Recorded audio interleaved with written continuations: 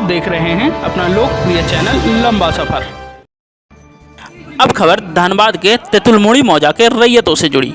बताते चले कि आज दिनांक 10 अक्टूबर 2021 को तेतुलमुड़ी मौजा के ग्रामीणों के द्वारा सिजुआ में संचालित आउटसोर्सिंग कंपनी के परिसर में एक दिवसीय सांकेतिक धरना दिया गया, जिसका नेतृत्व जितेंद्र महतो उर्फ डिस्को महतो वार्ड पार्षद 6 ने किया।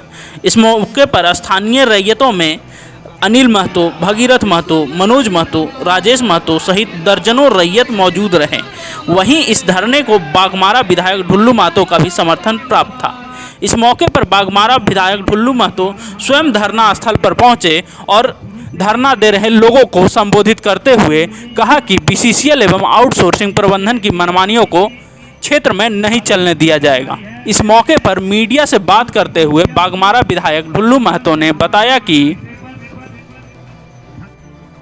को न इसका मुआवजा मिला है, न किसी प्रकार का समझौता मिला है।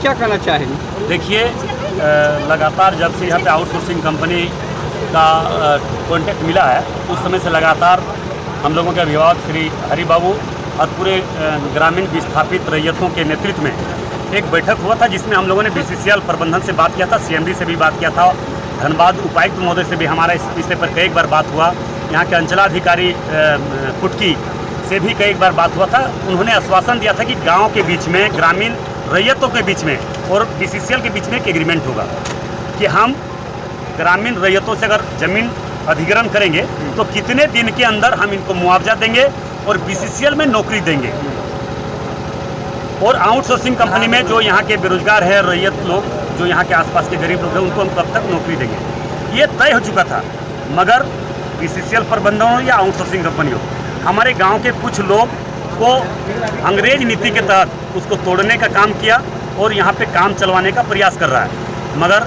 उस तरह का किसी भी कीमत पर हम लोग ग्रामीण रैयत के साथ अन्याय नहीं होने देंगे। जो बात डीसी महोदय से और अंचलाधिकारी के बीच सामने मौखिक तौर पर दूरभाष के माध्यम से और बीसीसीएल सीएमडी के सामने और बीसीसीएल जीएम के सामने जो हम लोगों का बात तय हुई थी कि जब तक रैयत का अधिकार हम नहीं देंगे तब तक हम रैयत का ज़मीन नहीं छुएंगे, रैयत का ज़मीन में किसी प्रकार का क्षतिपूर्ति हम नहीं करेंगे। मगर वो सारा बात को दरकिनार करते हुए कुछ ऐसे लोग भी हैं जो व्यक्तिगत स्वार्थ के लेकर गांव को आग में झोंकने का प्रयास कर रहा। तो इस तरह से कतई किसी भी कीमत पर ढुल्लू महतो बाघमारा विधायक होने के नाते, हम भी एक रैयत, इस बाघमारा विधानसभा क्षेत्र के धरती में मैं भी एक रैयत होने के नाते इस दर्द और इस भावना को मैं समझ सकता हूँ कि बीसीसीएल आज ज़मीन तो काट लेगा, उसके बाद कुछ दिन बाद बोलेगा ये ज़मीन वेस्टेड है, ज़मीन के बदले हम नौकरी नहीं देंगे। मगर नहीं, इस तरह का यहाँ पे तेतुलमुड़ी के धरती पर यहाँ के लोगों ने लोगों के लिए, लोगों को सेवा करने के लिए शहीद हुआ है। तो मैं अपना ज़मीन बचाने के लिए भी अगर हमें शहीद होना पड़े तो हम एक कदम भी पीछे नहीं हटने जा रहे हैं। बीसीसीएल प्रबंधन अगर चाहता है कि हम अंग्रेज नीति डालकर गाँव के लोगों को आपस में लड़वा देंगे, आपस में फोड़ देंगे और हम गाँव की ज़मीन को काट लेंगे, तो ये भी किसी कीमत पर नहीं होने जा रहा है। हम लोग गाँव में आपस में सभी लोगों को बैठाकर आपस में बात विचार करके जो हमारा दादा मतलब हमारा पुरखों का ज़मीन जो है, उस ज़मीन पर जबरन अगर काटने का प्रयास किया तो ये हम लोग को जीना और मरना, जीना मतलब कोई उचित नहीं बनता है। इसलिए हम ये कहना चाहते हैं, जो उपायुक्त महोदय और अंचलाधिकारी सीओ साहब के सामने और बीसीसीएल प्रबंधन के सामने जो बात हुआ था कि जब तक हम यहाँ के रैयतों को ज़मीन का मुआवजा और नौकरी नहीं देंगे तब तक हम किसी प्रकार का काम नहीं करेंगे। मगर गाँव के लोगों, यहाँ के गांव के लोग, विस्थापित लोग, गरीब लोग सीधे साधे भोले भाले होते हैं, तुरंत प्यार से पिघल जाते हैं। तो गांव के लोगों के सामने आग्रह किया था बीसीसीएल कि हमको 2-4 दिन साफ़ सुथरा करने के लिए दीजिए। साफ़ सुथरा करने के नाम से यहाँ पे लिया और आज आउटसोर्सिंग पूरा फुल फॉर्म में चालू कर दिया और गाँव के लोगों को किसी प्रकार का कोई मुआवजा मिला, ना नौकरी मिला, ना बीसीसीएल कोई उसका देख रेख कर रहा है। आउटसोर्सिंग कंपनी अपना काम चला रहा है। तो इस तरह का नहीं होने जा रहा है। जब तक गांव के लोगों के साथ बैठकर जो एग्रीमेंट होने का निर्णय लिया था, एग्रीमेंट होने का जो तय हुआ था, वो एग्रीमेंट हुआ ही नहीं। मगर कुछ व्यक्तिगत स्वार्थ के लेकर अगर कुछ लोग अगर कर रहा है तो उससे भी हम आग्रह करेंगे कि व्यक्तिगत स्वार्थ से ऊपर उठकर समाज हित में, गांव के हित में, विस्थापितों के हित में सोचिए, न कि हमारा अगर हम अगर नेतृत्व कर रहे हैं और हमको अगर मतलब बार्गेनिंग कर लिया कंपनी, हमको आपस में गांव के लोगों से दूर करने का प्रयास किया, तो हमारा वो विवेक पर काम करता है। हम वैसे लोगों से भी आग्रह करेंगे कि सब मिलकर पूरे विस्थापित के बीच के बात कर कमेटी जो बना था उस कमेटी के माध्यम से बीसीसीएल एग्रीमेंट करे और मुआवजा नियोजन बीसीसीएल में मुआवजा और नियोजन बीसीसीएल तय करे कि कितने दिनों के अंदर यहाँ के रैयत यहाँ के विस्थापितों को वो देंगे, तब तक उसका हम लोग कुछ नहीं करेंगे। अन्यथा अगर 10 से 15 एक दिवसीय शांतिपूर्ण ढंग से पूरे गांव के लोग विस्थापित लोग धरना दिए हुए हैं, अगर इसके बावजूद भी अगर बीसीसीएल रैयतों को मांग पर अगर गौर नहीं करता है तो 10 से 15 दिन का हम लोग समय देंगे।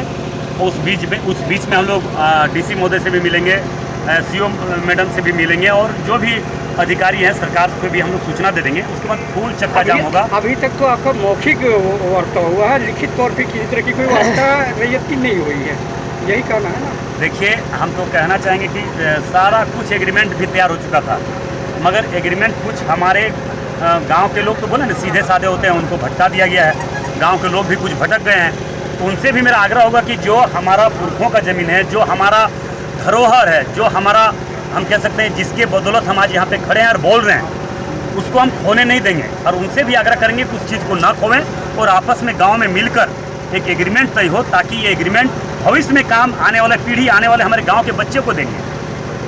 इस तरह के धरना प्रदर्शन का सिलसिला कब तक जारी रहेगा? देखिए, जब तक यहाँ के विस्थापित रैयतों का जब तक अधिकार, नौकरी, मुआवजा नहीं मिलेगा, सरकार भी कहती है कि सरकार जब तक हम गांव के लोग को रोजगार नहीं देंगे, नियोजन नहीं देंगे, मुआवजा नहीं देंगे, तब तक हम जमीन अधिग्रहण नहीं करेंगे। मगर यहाँ पे तो मनमानी हो रहा है। धनबाद कोयलांचल में माफिया का गढ़ है, माफिया के इशारे पर यहाँ पे काम हो रहा है, तो इस तरह का नहीं होगा, इस तरह का यहाँ पे नहीं होने देंगे। क्योंकि ये धरती शहीदों का भूमि है और शहीद जहाँ पे लोग, आम जनता के लिए अगर शहीद हो सकता है तो हम अपना ज़मीन के लिए क्या कर सकते हैं और क्या कुर्बानी दे सकते हैं, ये तो आप भी महसूस कर सकते हैं और बीसीसीएल प्रबंधन भी महसूस कर सकता है। इस समस्या का समाधान कब तक होने की उम्मीद है? देखिए, जितना हम लोग तो आग्रह ही करेंगे, हम लोग डीसी सरकार से आग्रह ही करते हैं, डीसी महोदय से भी इसी विषय पर इसी के लिए चर्चा करेंगे। जितना जल्दी हो हम लोग से गाँव वाले से, रैयतों से एक एग्रीमेंट हो और इसका नियोजन मिले, इसका मुआवजा मिले, बस यही चाहते हैं और क्या चाहते हैं। विधायक जी, वो लिखा पढ़ी होना चाहिए ना भाई।